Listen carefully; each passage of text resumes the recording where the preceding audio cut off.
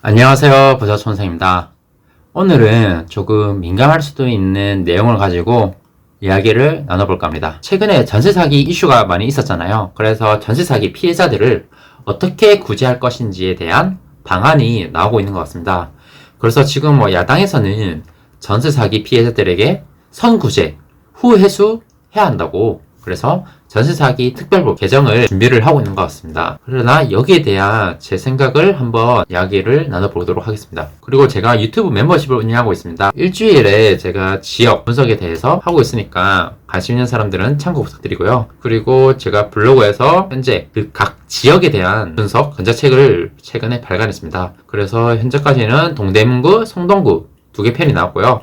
현재는 이제 마포구 준비 중에 있습니다. 그럼 영상 시청하기 앞서 좋아요와 구독하기 부탁드리겠습니다. 우선 전세 사기 피해자분들께서 이 영상을 보신다면 솔직히 기분이 조금 안 좋을 수도 있다고 저는 생각을 합니다. 그래서 혹시나 제 의도와 다르게 해석이 될 것 같아서 이 영상 초반에 제 입장을 확실히 말하고자 합니다. 첫 번째는 바로 전세 사기 피해자들이 다시 일어설 수 있도록 국가가 나서서 도와줘야 된다는 것에는 동의합니다. 하지만 그 방안에 대해서는 조금 더 고민이 필요하다고 생각을 합니다. 단순히 지금 야당에서 발의한 선구제, 후회수하는 방안이 진정으로 피해자들에게 있어서 근본적인 해결책이 될 수 있다고 생각하지 않습니다. 그리고 두 번째는 애초부터 사기, 그러니까 사고가 아닙니다. 사고와 사기는 구별해야 되겠죠. 사기를 목적으로 한 전세 사기는 분명히 범죄입니다. 따라서 법으로 심판을 받아야 됩니다. 전세 사기에 대한 법을 강화할 필요가 있고 형벌도 높여야 한다고 저는 생각을 합니다. 단 앞서 말했듯 전세 보증금을 제때 못 받았다는 것만으로 전세 사기를 보는 것에는 옳지 않다고 생각합니다. 최근 몇 년간 전세 사기 피해자들이 불어났습니다. 이에 따라서 허그 등 공공기관이 나서서 전세 사기 피해자의 보증금 반환 채권을 먼저 매입한 뒤 피해자들에게 먼저 보상을 해주고 나중에 경매 등 보상을 통해서 대금을 회수하는 선구제 후회수 방안이 야당에서 지금 이야기가 나오고 있습니다. 그래서 야당은 지금 21대 국회가 끝나기 전에 이 선구제 후회수 방안이 포함된 전세 사기 특별법 개정안을 통과하는 것을 목표로 하고 있다고 합니다. 하지만 정부와 피해자들 간의 피해자 구제에 필요한 재정 규모의 추정치가 약 9배나 차이를 보이고 있다고 하는데요. 이에 따라서 관련 법 개정에 있어 현재 난항이 예고되고 있다고 합니다. 그래서 한번 생각을 해볼 필요가 있다고 생각하거든요. 과연 국가가 나서서 다시 말하지만 특정입니다. 특정 피해자를 구제해주는 것이 과연 진짜 옳은 것인가? 여기에 대해서 반드시 생각을 해봐야 된다고 생각합니다. 일단 선이라는 것은 도덕적으로 좋은 것을 의미하죠. 그리고 이 선하다는 것은 주관적입니다. 절대적이고 객관화된 것이 아니죠. 하지만 누군가에게 선하다는 것은 다른 누군가에게는 악할 수 있다는 것을 절대 잊어서는 안 됩니다. 본인이 생각하기에 선하다고 해서 그게 절대적이지 않다는 것입니다. 누군가는 전세 사기 피해자를 구제해주는 것을 도덕적 선이라고 볼 수도 있습니다. 또 다른 누군가는 과연 국민의 세금을 특정 피해자들을 위해서 쓰이는 것이 과연 선이라고 볼 수 있는가? 이렇게 생각하는 사람들도 분명히 있을 거예요. 그리고 이 전세 사기 피해자들을 구제하는데 세금이 쓰였다고 한들 앞서 말했듯 과연 이 국민의 세금을 피해자들을 구제해주는데 쓴다고 하더라도 과연 이게 회수가 가능한지에 대해서는 불확실성이 큽니다. 그래서 물론 저도 사기 피해자이므로 도움이 필요하다는 것에는 동의를 합니다. 하지만 도덕적 선에 대한 요구를 충족시키기 위해서는 어떠한 조치든 다해야 한다는 것에는 저는 절대로 동의할 수 없습니다. 앞서 말했듯 누군가에게 선하다는 것은 다른 누군가에게는 악할 수도 있습니다. 따라서 선에 대한 요구를 충족시키기 위한 조치, 그 조치와 대립되는 것은 없는지 꼼꼼하게 살펴봐야 됩니다. 예를 들어서 누군가 주관적으로 경제적 평등을 도덕적 선으로 여긴다고 한들 개인의 자유를 침해해서 달성이 가능하다면 그것을 행해서는 안 된다고 저는 생각을 하거든요. 그래서 국가란 국민의 세금으로 직접적으로 모든 피해자들을 구제하는 단체가 아닙니다. 특정 피해자들에게 국민의 세금을 피해 비용으로 지급하는 것은 형평성에 어긋날 수도 있습니다. 그렇다고 그런 특정 피해자들을 무시하라는 말이 아닙니다. 직접적으로 돈으로 해결하기보다는 그 피해자들이 어려움을 이겨내고 다시 일어날 수 있도록 도와줘야 됩니다. 그리고 다시는 그런 피해자가 발생하지 않도록 근본적인 그 잘못된 시스템을 뜯어 고치는 것에 집중을 해야 된다고 생각을 합니다. 그래서 앞서 말했듯 이 야당은 전세 사기 피해자들에게 피해 비용을 먼저 지원하고 정부가 추후 그 비용을 회수하는 이른바 선구제, 후회수 방안을 지금 제시를 했습니다. 그래서 이 특별법, 이 선구제, 후회수 방안이 담긴 전세사기 특별법 개정을 준비하고 있는데요. 사실 이 특별법은 23년도에 국회를 통과했고 지난 6월 1일에 시행이 되었습니다. 2년간 한시법이죠. 그래서 지금 이 선구제, 후회수 방안은 이 개정을 추진하고 있는 것입니다.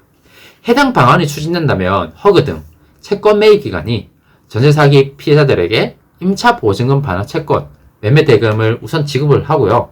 그 이후에 우선 매수권, 우선 변제권을 갖고 피해 주택을 매각한 비용으로 투입 비용을 해소하게 되는 것입니다. 그래서 국토부에 따르면 내년 5월까지 전세사기 피해자가 약 36,000명 규모로 늘어날 경우 피해자 선구제에 약 5조 원의 비용이 들 것으로 추산하고 있다고 합니다. 참고로 현재 피해자 건수는 1만 5천여 건입니다. 일부 기사에서는 3, 4조 원으로 산출하기도 하는데요. 현재까지 인정된 전세사기 피해자 1만 5천 명의 평균 보증금을 기준으로 예상한 수치이지만 막대한 재정 투입을 필요로 한다는 점은 확실합니다. 그래서 피해자들은 당연히 현재 선구제 방안 도입을 촉구하고 있습니다. 구제에 필요한 비용도 정부보다 낮게 추산을 했습니다. 피해 전세 사기 깡통 전세 피해자 전국대책위원회, 그러니까 대책위에서는 향후 피해자가 약 2만 5천 명, 그러니까 정부와 좀 차이가 있죠. 향후 피해자가 2만 5천 명이 발생하게 되면 선구제 후회수에 4,875억 원, 최대 3만 명까지 늘어나게 되면 5,850억 원의 재정이 소요될 것으로 추정했습니다. 이처럼 정부의 추정치보다 약 8.6배까지 차이가 나는데요.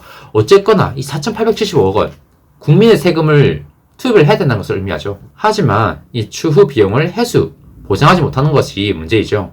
임차보증금 반환 채권의 가치가 최우선 변제금에 미치지 못한다면 정부의 순지출이 발생하게 됩니다. 정부는 수조 원의 비용이 투입된 뒤 상당히 해소하기 어려울 것이라고 우려를 하고 있습니다. 또 우려되는 점은 이 주택 매입에 주택도시기금이 쓰인다는 점인데요. 주택도시기금은 국민들이, 그러니까 국민들입니다.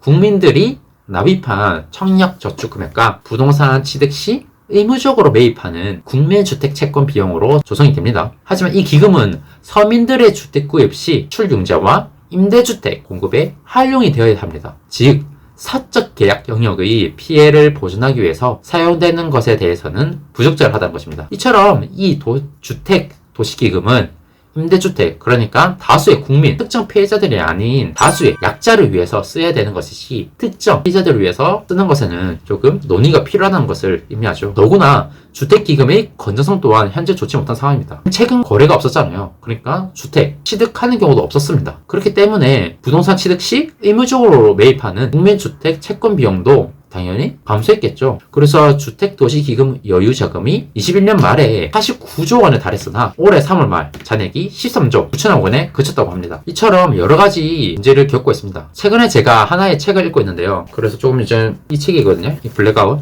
그래서 이 캔디스 웬스, 이 블랙아웃에 이런 내용이 나옵니다. 보시면 민주당의 정책은 피해자들의 압제자라는 끊임없는 물줄기 위에 구축되며 그들에게 흑인이란 자신들의 정책이 실현되도록 돕는 장기말에 불과하다. 자익들이 지나치게 단순화시킨 버전의 미국 역사에서 흑인이란 죽을 때까지 민주당에만 투표해야 구원받을 수 있는 영원한 하층 계급이다. 민주당은 거의 모든 현상과 사물에서 내재된 인종차별과 투쟁을 발견하고 있으며 그로 인해 지금까지 달성된 거의 모든 인종 간 평등이라는 열매들을 파괴하고 있다. 진보적인 정책이랍시고 추진되는 모든 정책들은 왜인지 흑인들에게 항상 태보적인 결과를 초래해왔다. 저는 이것을 전세사기 피해자들에게 말해주고 싶습니다. 당장 정부가 나서서 전세사기 피해자들에게 국민의 세금으로 피해 비용을 지원하는 것이 지금의 문제를 해결해주는 것처럼 보일 수가 있는데요. 하지만 이런 정책들이 오히려 그들로 하여금 정부에게 더 의존하게 만드는 것이 아닌지 생각해봐야 됩니다. 전세사기 피해자들이 이번에 피해 비용을 받았다고 한들 전세사기는 또다시 발생할 수 있습니다. 왜냐하면 지금의 잘못된 시스템이 고쳐지지 않는다면 전세사기는 계속 생길 수밖에 없으니까 말이죠. 결국 또다시 전세사기 피해자가 된다면 그들은 또 전세사기 피해자 특별법을 만들어줄 수 있는 정치 집단을 찾을 것입니다. 그들에게 또다시 도와달라고 할 것이죠. 자신은 피해자이기 때문에 당연히 국가는 피해자를 직접적으로 도와줘야 한다고 인식할 것입니다. 그렇게 계속 자신이 이겨낼 방법을 찾기보다는, 즉 전세 사기를 당하지 않도록 알아낼 생각을 하지는 않고 피해에 대한 보상을 받기 위해 정부에 더욱 의존할 것입니다. 그럼 국가는 전세 사기 피해자들에게 어떻게 해야 할까요? 먼저 미국의 2008년 금융위기를 언급하고 있습니다. 물론 금융위기와 전세 사기는 분명히 다르지만 분명 전세 사기 특별법, 그러니까 선구제 후회수 방안에 대해서 고려해야 할 사항, 생각해야 할 점들을 알려준다고 생각하거든요. 그래서 한번 살펴보도록 하겠습니다. 그래서 장기간 동안의 경기 호황 이후 갑작스레 불어닥친 2008년 금융위기 당시 미국 정부의 시장 개입에 대해서 미국인 대다수가 부정적인 입장이었다고 합니다. 당시 미국인들은 혼란 상황에 책임이 있는 은행들을 구제하기 위해 특별한 조치들을 취하는 데 분노했죠. 언론에서도 정부는 은행들의 사업 실패를 보상해주는 것을 중단하라고 요청했습니다. 공화당, 민주당 할 것 없이 양당은 망하기 직전에 금융기관들을 위해서 국민의 세금을 투입하는 것에 대해 실물 경제보다 물가를 우선시하며 금융위기를 불러일으킨 원인들을 촉발한 자들이 파산하게 내버려두는 대신 면죄부를 주며 과잉보호하려는 듯하다고 비난했습니다. 하지만 추가적인 환매 사태를 막지 못하면 금융의 위기는 실물 경제까지 영향을 미칠 것이라고 염려한 연준과 재무부는 의회를 설득해서 수천억 달러의 자본을 민간 금융기관에 직접 투입했습니다. 다만 그들은 납세자들을 최대한 보호하고 이로 인해 미래에 불거질지 모를 도덕적 해이를 최소화하기 위해서 자금을 투입하는 금융기관에 받아들이기 어려운 엄격한 조건을 내걸고 협상을 했습니다. 여기서 한번 생각해 볼게요. 미국은 특정 기간을 위해서, 물론 전세 사기 피해자들과는 좀 다른 입장이긴 하죠. 어쨌든 간에 특정 사람, 특정 기간을 위해서 국민의 세금을 투입하는 것에 대해 굉장히 비판을 많이 받았습니다. 아무리 금융위기를 대처하기 위한 방안이었다고 하지만 말이죠. 국가 금융위기를 막기 위한 조치였음에도 불구하고 혈세를 투입하는 것에 정치 기반자 그리고 국민들을 설득해야 했습니다. 하지만 한국은 유독 국민의 세금을 투입하는 것에 대해, 그러니까 국민의 세금을 쓰는 것에 대해 크게 이슈를 잡지 않는 것 같습니다. 그렇기 때문에 피해자에 초점을 맞추고 특별법, 특정 특별법을 계속 만들어냅니다. 즉 약자를 도와주기 위해서는 국민의 세금을 투입하는 것에 아무런 거리낌이 없는 것 같습니다. 아무리 약자를 위한 것이라 하지만 분명히 다수의 국민들의 세금이기 때문에 국민들에게 충분한 설명 그리고 납득할 수 있어야 된다고 저는 생각을 합니다. 다수의 지금 이 선구제 후회수 방안에 대해서 다수의 국민들을 어떻게 설득할 것인지 한번 고민이 필요하다고 생각을 합니다. 또한 미국은 큰 위기가 닥쳤을 당시 급한 불을 끈 이후에 재발을 방지하고 미흡했던 사항에 대해서 분석을 한 뒤 시스템을 바꾸려고 했습니다. 하지만 한국은 당장의 구제에만 신경 쓰고 끝입니다. 즉 시스템은 바꾸지 않습니다. 하는 건 계속 특별법 만들기죠. 그렇기 때문에 그 문제는 또다시 일어납니다. 역사적으로 전세 사기가 반복되는 이유이기도 하죠. 진정으로 피해자를 생각한다면 다시는 전세 사기가 일어날 수 없도록 근본적인 시스템을 고쳐야 하는데 국민의 세금으로 선심 쓰듯 구제해야 한다고 합니다. 결국 캔디스 오웬스 책에서 언급했듯 특정 국민들을 정부, 아니 자신의 정당에게 의존하게 만드는 것에만 초점을 맞추고 있습니다. 마지막으로 미국 정부가 시장에 개입할 경우 당시 과도한 레버리지를 일으킨 금융기관이 도덕적 해이를 일으킬 수 있다고 설령 과도한 레버리지를 통해 망하기 직전이라도 정부가 살려줄 것이라는 인식을 줄 수 있다면 엄청나게 질타를 받았는데요. 물론 다른 뉘앙스이긴 하지만 선구제 방안이 과연 진정으로 앞으로 전세 사기를 막을 수 있는가, 여기에 대한 생각이 필요합니다. 결국 앞에서 말했던 시스템과 연결이 되는데요. 저는 오히려 세자들은 사기를 당하더라도 어차피 정부가 구제해줄 테니까, 그러니까 본인들은 어쨌거나 손실을 보지 않는다고 인식을 할 것이라고 생각을 하거든요. 그러니까 계획을 할 때 더 세세하게 신경을 안 쓸 거라고 저는 생각을 합니다. 오히려 선구제 후회수 방안 사례가 전세 사기꾼들 그리고 그로 인한 전세 사기 피해자들만 더 늘어나게 만들지 않을까 싶습니다. 다시 말하지만 전세 사기가 생겼다면 다시는 전세 사기가 일어날 수 없도록 잘못된 시스템을 뜯어 고친 부분에 대해서 초점을 맞춰야 됩니다. 단순히 현재 피해자들을 구제해주는 일시적인 해결책에 초점을 맞춰서는 안 됩니다. 그리고 이 영상 마지막으로 전세 사기 피해자분들께 다시 한번 위로의 말씀을 전합니다. 캔디스 오웬스의 말을 마지막으로 전달하고 영상을 마무리하도록 하겠습니다. 피해자 내러티브를 거부하고 스스로 일어나라.